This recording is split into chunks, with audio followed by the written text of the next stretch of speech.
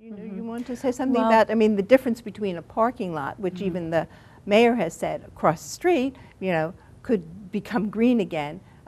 Why can't this become green again? And what happens if you put a parking deck on? Well, the mayor and others who are proposing this have said that the parking structure is anticipated to last for 75 years.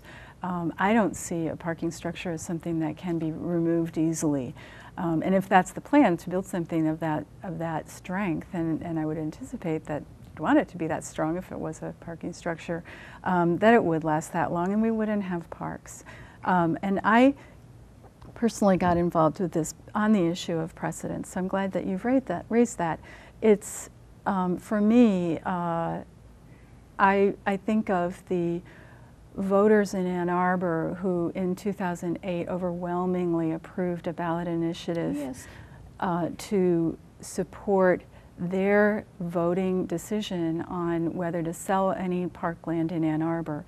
And that came up because of some threats to some other parks. Let me interrupt you and let me ask that be brought up, the quote from the mayor be brought up. Continue. Oh, sure. Yes, I just wanted to bring it up. And my concern with it is that the people voted, 80% of the people who voted, it's like over 41,000 people, said that they wanted to have their say to decide on whether we sell or not sell a piece of land. And if something is dedicated for 75 years, then it seems to me that it's equal to a sale. So let's look at this. This is from the Ann Arbor News just before the vote in October 31st of 2008.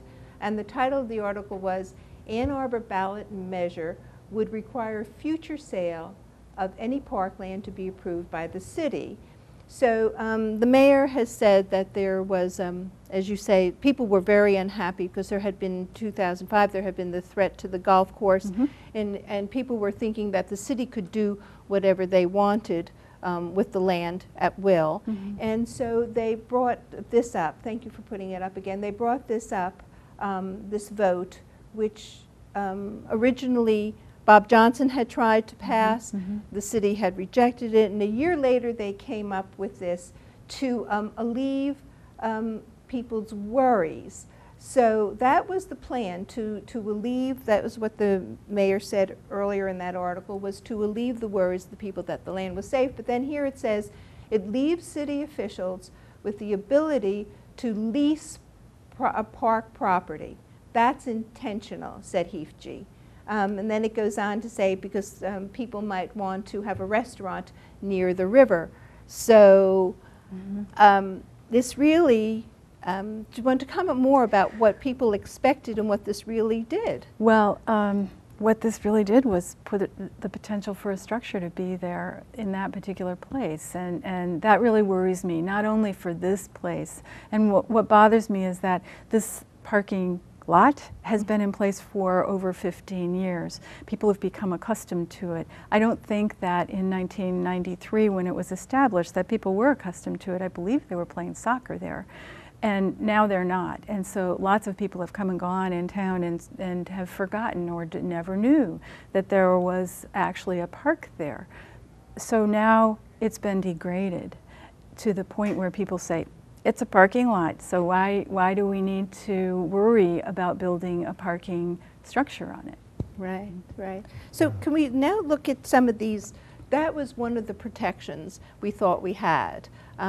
We understood the way I think people understood sale. They didn't get into the nitty-gritty of lease and everything. Sale, that it was safe. And some of the other protections for parkland, there's the Chapter 5 zoning. And that had to be changed, and it was just passed on Tuesday at the council because of July 4th. It was happened on Tuesday. Do you want to comment on this Chapter 55 zoning, that's public land district? What has happened to that? How has the zoning code? I think that's what I was trying to say earlier, is that what they're trying to do is conform to certain things that their consultants have told them that they need to do before they can apply for federal funds. A lot of this is driven by federal funds. But you wouldn't think this changing a couple of words in a zoning law would have the effect that it did, but essentially the changes that they made, even though it was replacing the word airport for a transit structure and a parking garage, would have such an effect because it now allows that use on parks. And specifically, it was targeted at this one on Fuller Road. So now that opens that door.